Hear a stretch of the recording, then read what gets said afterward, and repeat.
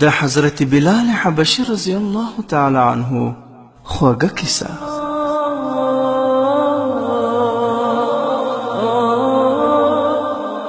حضرت بلال رضی الله عنه هغه جلیل القدر صحابي وو کوم چې لومړی د رسول الله صلی الله علیه وسلم په امر اذان وکړ او بیا تقریبا تر څو کالو پورې د رسول الله صلی الله علیه وسلم مؤذن پاتې شو. کله چې رسول الله صلی الله علیه وسلم رحلت وکړ، حضرت بلال حبشي ابو بکر صدیق رضی الله تعالی عنه ته راغی او ورته ویل: ای خلیفه د رسوله، ما نه نبی کریم صلی الله علیه وسلم نه اوریدلی چې فرمایلی د مؤمن لپاره تر ټولو غوره عمل د الله جل جلاله په لاره کې جهاد کول دی.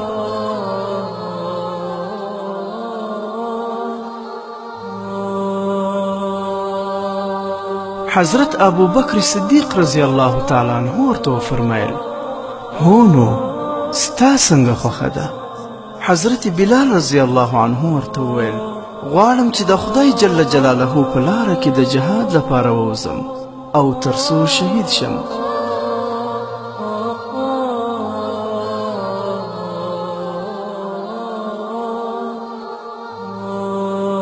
حضرت ابو بکر صدیق رضی الله عنه ورته وویل: نو موږ ته به اذان څوک کوي؟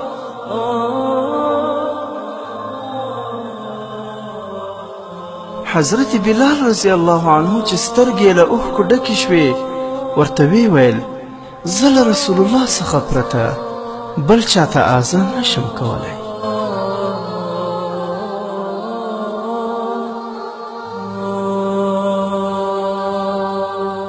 حضرت ابو بکر صدیق رضی الله عنه ورته وویل: نه، ته زموږ سره پاتې شه او موږ ته اذان کوه.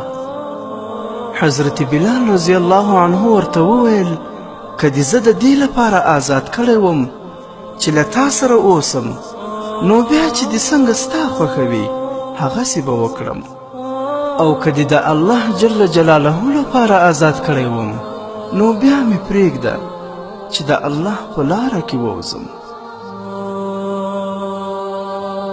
بیا شام ته ولاړ، پاته وخت یې په جهاد کې تیر کړ.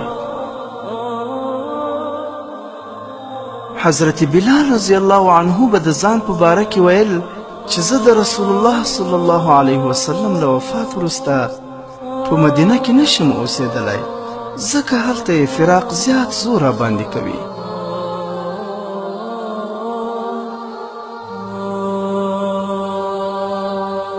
او کوم وخت چې اذان کولو او اشهد ان محمد رسول الله ته به ورسېده، نو غږ به یې ګونګوره شو او وبه یې ژړل.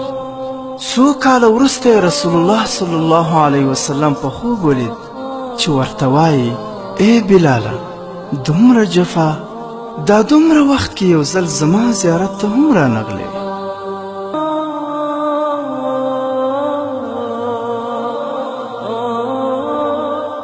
چې کله را بیدار شو، سم دستي یې د سفر تیاری وکړه او د مدینې منورې په لور روان شو. چې ورسید، د نبي علیه الصلاة والسلام پر قبر یې سلام ووایو او ډیر زیات یې وژړل.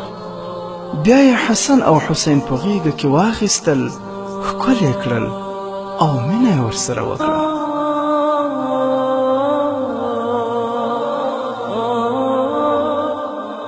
دواړو امامانو حضرت امام حسن او حسین رضی الله عنهم وغوښتل تر څو د سهار اذان وکړي. د مسجد بام ته وخوت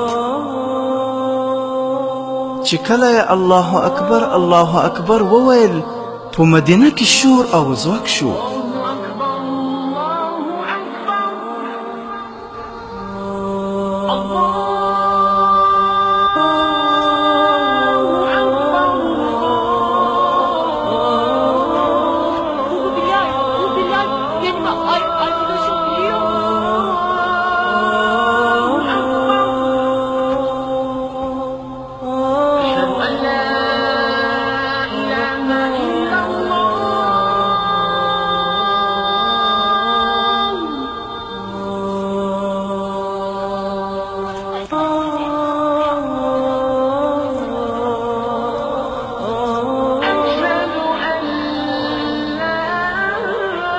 چې کله یې اشهد ان لا اله الا الله وویل شور په ژړا او چغارو بدل شو. چې کله یې اشهد ان محمد رسول الله وویل ښځې له خپلو کورونو او کوڅو راووتلې. دوی فکر کاوه چې رسول الله را ژوندی شوی دی.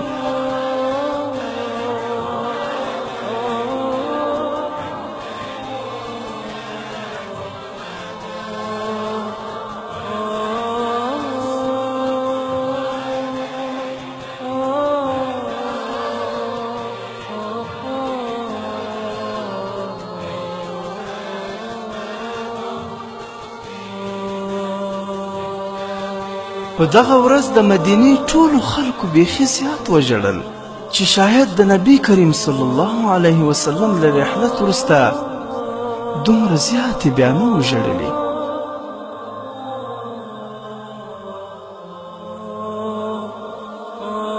حضرت بلال رضی الله عنه د منبر نه راپریوتی بېهوشه شو.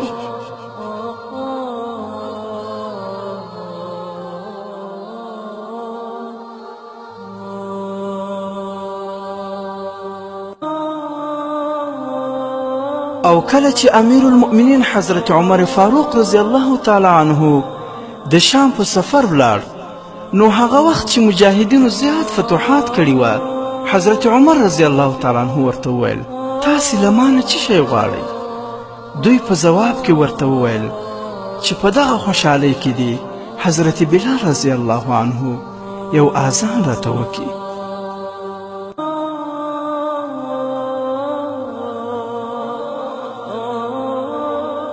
نو یې له حضرت بلال رضی الله عنه څخه هیله وکړه چې نن ورته په خپل غږ کې اذان وکړي. کله چې د لمانځه وخت شو او اذان یې شروع کړ ناستو ټولو صحابه کرامو چا چې رسول الله لیدلی و په چغو چغو ورته وژړل.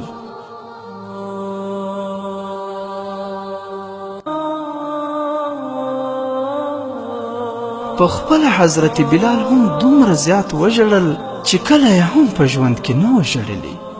تر ډیره پورې هیچ چا هم خپل ژړا نشوه کابو کولی.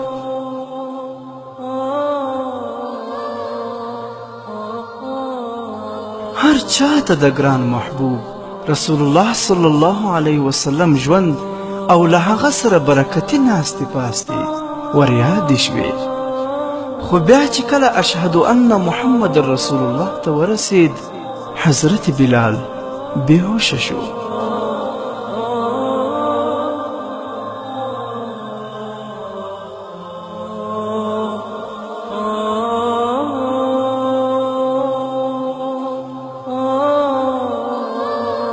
او کله چې حضرت بلال وفات کېدو نو میرمن په خوا کې ناسته وه او ورباندې ژړلې. حضرت بلال رضی الله عنه ورته وویل خواره مه شې مه ژاړه اوس به مې د خپل حبیب محمد رسول الله صلی الله علیه وسلم سره یو ځای شم.